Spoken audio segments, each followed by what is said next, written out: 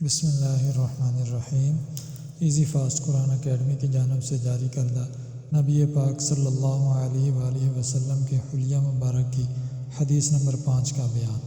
حضرت علی رضی اللہ تعالیٰ عنہ فرماتے ہیں کہ حضور اقدس صلی اللہ علیہ وآلہ وسلم نہ زیادہ لمبے تھے نہ کوتاہ قد، ہتھیلیاں اور دونوں پاؤں پرگوشت تھے۔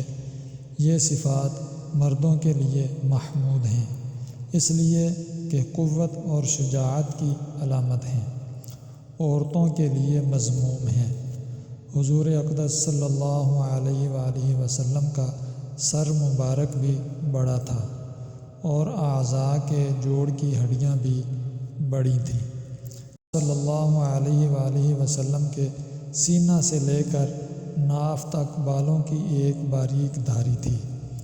جب حضور اقدس صلی اللہ علیہ وآلہ وسلم چلتے تھے گویا کہ کسی اونچی جگہ سے نیچے کو اتر رہے ہیں۔